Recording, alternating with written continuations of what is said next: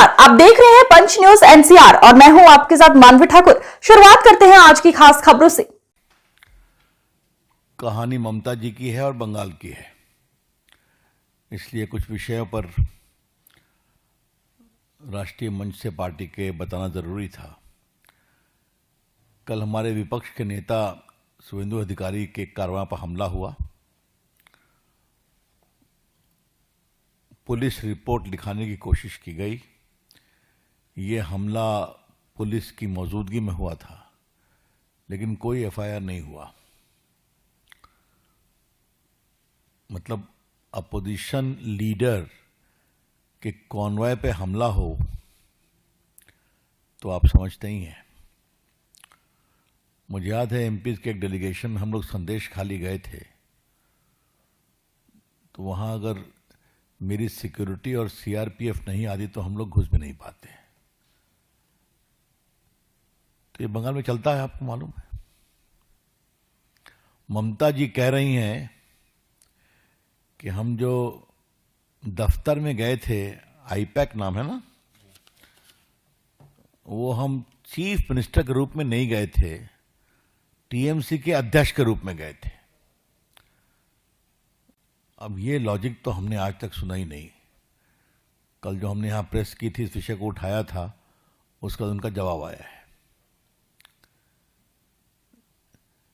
Mamata ji, you are the chief minister and you are the head of your party, लेकिन आप मुख्यमंत्री हैं, और मुख्यमंत्री रहते हुए एक प्राइवेट प्रॉपर्टी में जाने की क्या मजबूरी थी?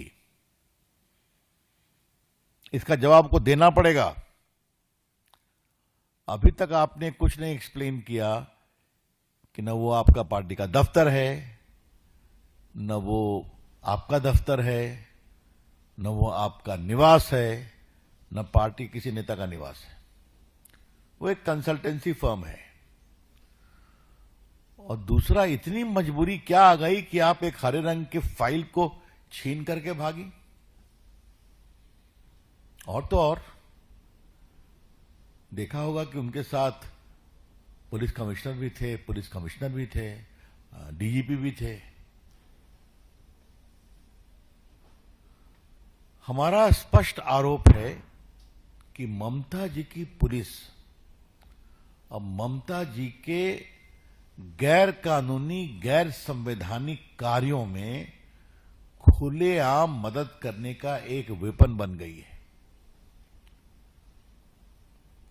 We would like to assert very clearly and categorically that the entire police infrastructure of Bengal has become a weapon in the hand of Mamta ji for all her shameful, unconstitutional, unethical and undemocratic activities. दूसरी बात कहनी है, ये क्यों होता है? ये quid pro को है। तुम फंसोगे नारदा शारदा कांड में तो मैं धरना पर बैठूंगी तुम्हारे लिए, सीबीआई को गिरफ्तार कर लूंगी, याद है आपको। और फिर मैं जब कुछ गड़बड़ करूंगी तुम मेरे साथ खड़े रहोगे। लेकिन सबसे तो मुझे रोचक कहानी लगी, आपने टीवी में कल देखा होगा कि बंगाल की पुलिस इतना फाइल लेके तेजी से भाग रही थी, निकल रही थी। ये हम भी परेशान हो गए कि ममता जी तो फाइल लेकर निकल गई होंगी, नहीं, और उसके चेहरे पर घबराहट दिखाई पड़ रही थी, जैसे वो रश कर रहा था उनके कॉन्वॉय में रखने के लिए। तो क्या हो रहा है? There is something very seriously wrong in this whole exercise. बहुत सस्पिशन है, बहुत संदेह है। ममता जी, क्या छुपा रही हैं आप? क्यों छुपा रही हैं आप? ये सिर्फ उनके उम्मीदवारों का नाम और रखने में हम लोग सब लोग कंसल्टेंसी फर्म को नियुक्त करते हैं, कंसल्ट करते हैं, तो ऐसा क्या सीक्रेट था वहां पर? अगर आप किसी को उम्मीदवार बनाएंगी तो घोषणा करेंगी, बहुत सिंपल सी बात है।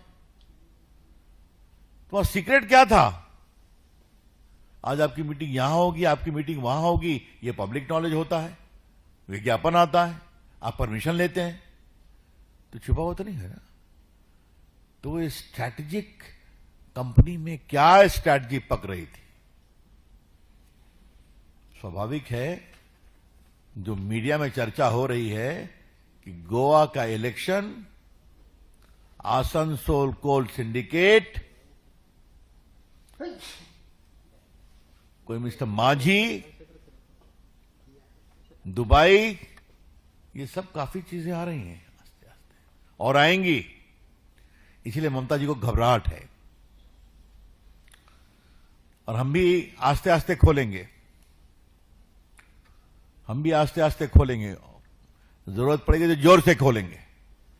लेकिन कुल मिलाकर के